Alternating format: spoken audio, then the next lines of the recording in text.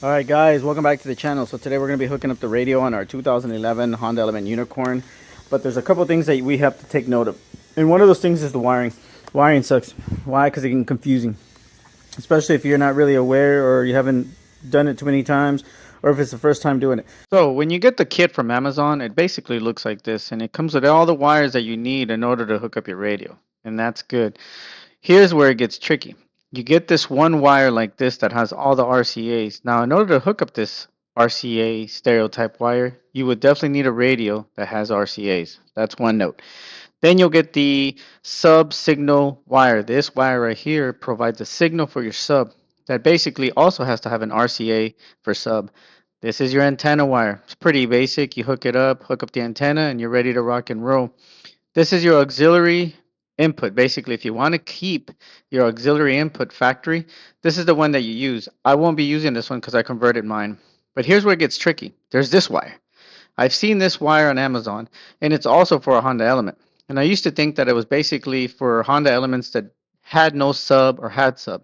But in reality, the wire itself, this wire, okay, the RCA wire and this wire are the same ones. They're exactly the same. The only difference is one wire has RCAs and the other one doesn't. So what's the difference? Well, if you have a stereo that has RCAs and it has the six, I guess it would be a six input RCA or maybe a five, which would have the front speakers, back speakers, left, right, and it would have a sub. This is perfect because then it takes away the cutting of the wires. So most stereos look like this. That right there is your sub. That's where you hook up your sub wire right there. Then you have your basically mic, okay? If you wanted to run a mic. Then you have your speaker RCAs, front and back, left and right. And that's awesome. Then you could use that one wire. It's perfect. Then you have basically your input for wiring, all the wires, and usually the stereos will still have the speakers in there, but you won't need them. Then you have your interface, that's for your steering wheel control, and then you have your antenna wire.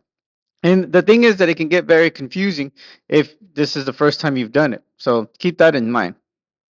But don't be scared. Once you get these new stereos with all these wirings, it could be a little confusing and kind of intimidating because you see all this stuff and you're like, what the heck is all this stuff doing? But it's pretty basic. Now, the kit from the Honda Element is one of the most basic kits, I think. And honestly, it's awesome because if you buy the kit with the RCAs, then it reduces the time of labor. All you have to do is hook up your sub RCAs and hook up your RCAs for the front speakers, back speakers. Kind of like this. Once again, these are the speakers, and then you have the sub. And that right there eliminates so much time and stress on trying to figure out left, right, up, down. You get what I'm saying? So this wire, which is the RCA, is kind of the one you want. And the other wire is, it's good, but it's old school. So just keep that in mind when you're installing these stereos, okay? All right, guys, so now we're going to go ahead and open the stereo, and then we're going to see exactly which stereo I bought, because I know that the 130 has a lot of options, but I don't know which options it has. I don't remember. So this is your RCA wire right here, or I mean your USB wire, and then what we're going to do with the USB wire, we're going to replace the factory USB, and we're going to put the custom USB wire that I made. So in other words, we're going to just hook it up here, extend it, and the USB that I made will go back in the factory outlet, and it's a USB, so it's pretty cool. So that's that. Now this right here is the actual power and all the speakers for the stereo, parking and everything. But the cool thing about this stereo is that it does have, see, front output, then it has the rear output, and then it should have the rear view camera, and then it should have a sub. Where's the sub? Front, rear, and then the sub is, this is a sub output. Since I do have all the RCAs that I need, I'm going to go ahead and just use my regular RCA wire like this, because I believe it'll just be a lot easier. All I got to do is figure out which is front, back, and then hook it up, and that'll be easier. This will be an easier hookup than trying to sit there and splice every single wire. And like I said, this one and this one do the exact same thing. But if your radio is rated and you could use the RCAs, then go ahead and do it, because it'll be a lot easier to hook up your radio. Where's the RCAs? Oh no, I lost my RCAs. Oh no, they're here. They're right here. So this stereo, which is the DMH 130B, does come with the 6 RCAs for speaker, front, back speaker, and subs. This is a good thing, and for the price, that's pretty cool. All right, so let's go ahead and start taking things apart. All right, so I know everybody likes to take everything here apart, but I don't think it's necessary. I think that if you could just pop the bottom cap right here, you gotta be a little rough. Oh no. Okay. There you go. All right, so now once you have this piece off right here, which is kind of a pain in the butt, I would probably suggest, you know, doing it from the bottom. But it does have little teeth right there. You see that? They're little grooves where you kind of you're able to put a screwdriver in there. I think I scratched mine, so be careful. Take your time. Don't be a brute. Now the next thing is we're gonna go ahead and take the stereo off. And once again, you don't really need to take all the panels off, because once you got that stereo piece off, it's just time to go. This is the actual factory radio. It hasn't been replaced. I usually keep them just in case if I ever sell it. I'll sell it with the factory radio. The code is always inside this dash, or it's in the little instruction manual if you don't have it. There's also a way to go online and take the code out, so it's not a big deal. So we're gonna go ahead and pull the stereo out real quick. And like I said, you don't need to take all this off to get the stereo. It's crazy when people do that. I'm not sure why they do that. But if it makes you more comfortable, go for it. Once you unplug it, you'll see all the wires that you need, and everything's here. Uh-oh, hold on. That's 1, 2. Here it goes.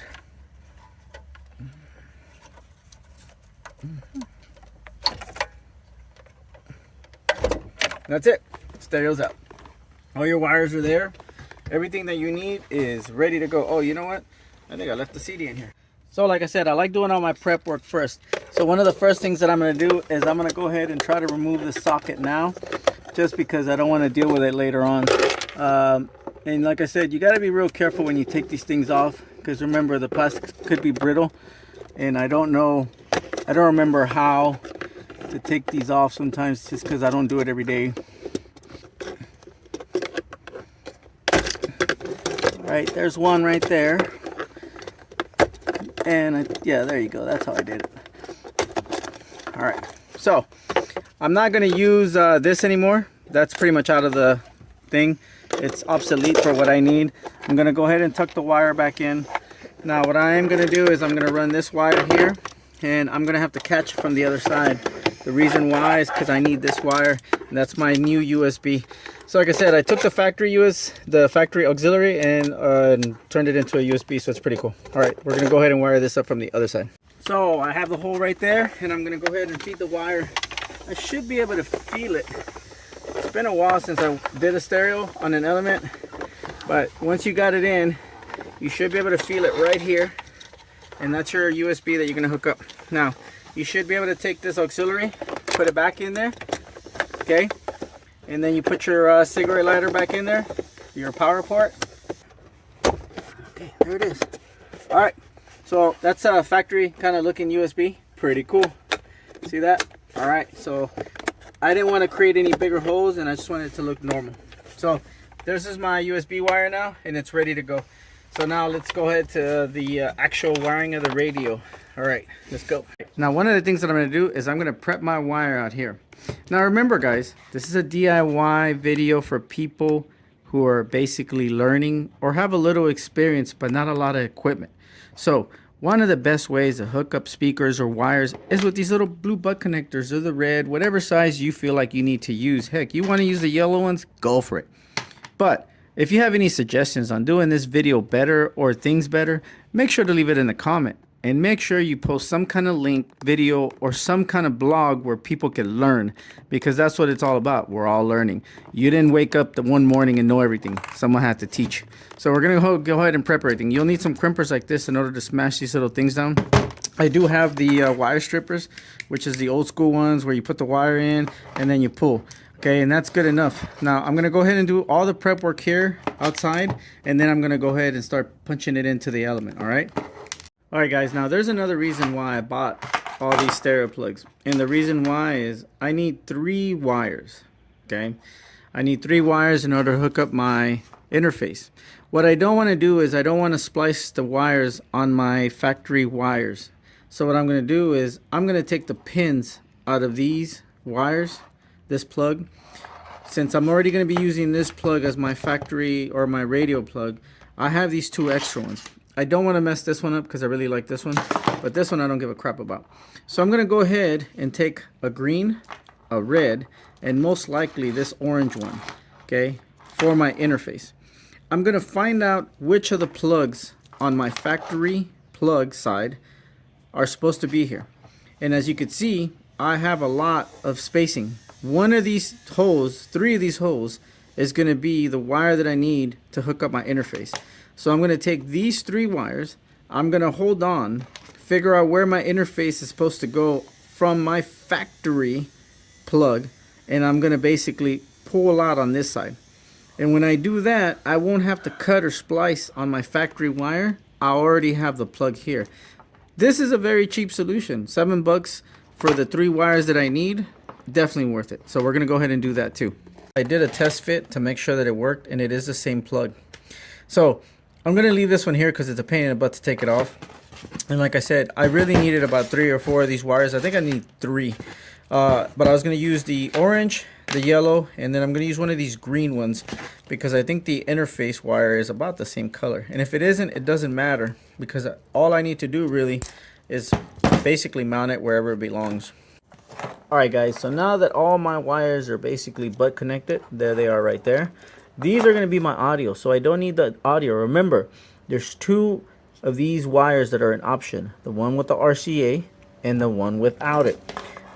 If your stereo has the 6 input, you don't need this one. You can easily just use your stereo input, which is that one, with these, and it saves you so much time.